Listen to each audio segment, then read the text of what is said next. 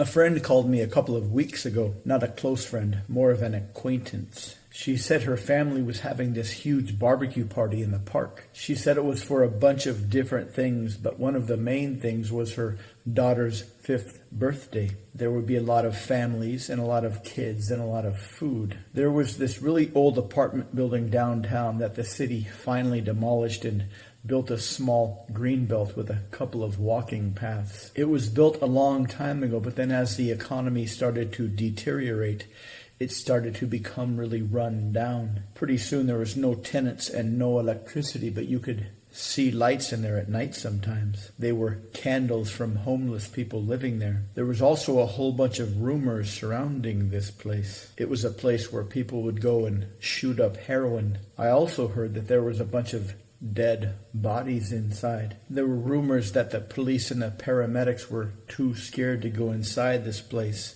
so it became a kind of no-go zone. There were also a bunch of rumors that a bunch of Satanists had moved in, and they would use some of the heroin addicts as human sacrificial victims during their full moon ceremonies. There were a bunch of stories of developers coming in and tearing it down, but they would always run into some kind of trouble. I even heard that the local mafia had gotten involved at some point, but they didn't want anything to do with it. There were a couple of empty strip malls that the city did demolish and rebuild. They made this into a really popular promenade, really busy on the weekends. It's a long pedestrian-only street that has plenty of shops and restaurants and bars. On one end, it's a kind of an open performance section for street artists and street performers. On the other end is like this big open free speech area. They set it up so you don't need any kind of permit for either side, but they also have a very low tolerance for abuse. If you do anything on either side that requires a police presence,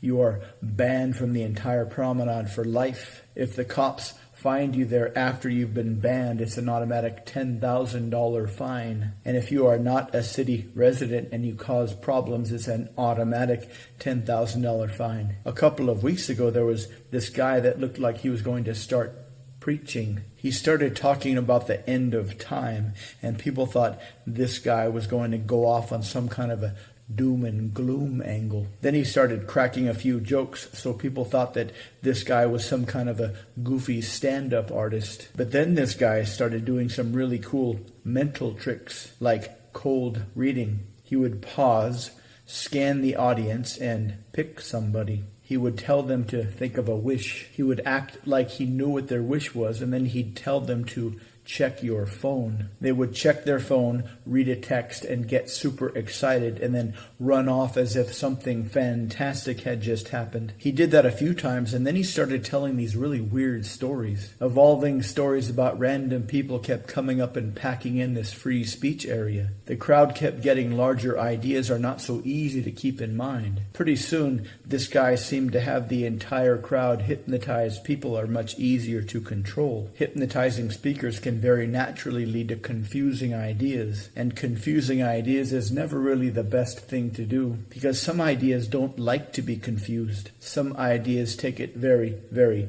personally if you try and confuse them. It's best to speak in very simple language, and very simple ideas tend to be the ones that can create the most profound changes. I don't know where this guy is from, but he seemed very familiar. But he only seemed familiar after I'd watched this guy for a while. So I don't really know if it took me a while to remember that this was familiar, or if this guy is purposely creating a familiar feeling, because familiar feelings do have a tendency to show up when least expected. If you go here on the weekdays, you'll see a lot of performers practicing their acts, kind of like younger kids who want to become jugglers or become magicians when they grow up. Sometimes you'll see some high school or junior high school kids daring each other to perform, like play a song on their instrument or sing a song or do some kind of cheerleading routine. Kids seem much more willing to take risks, especially if their friends are watching. I'm not sure where the city got all their money to do these renovations. They were broke for a long time, but once they knocked down that old apartment building, it's like they suddenly had tons of money. She wasn't kidding about the kids. There were at least a couple dozen. They had clowns and ice cream and plenty of barbecued chicken and pork. The pork was delivered from a shop that specializes in boiled pork. She said it was a combination of her kid's 5th birthday, her husband's promotion, and that they had, after about a year of intense marital counseling, figured out a way to work things out in the best way possible. The clowns were juggling clowns, which is hard because it's much easier to juggle things like beanbags or eggs that don't move when you juggle them. I guess they wanted to go all out for their trifecta of happiness.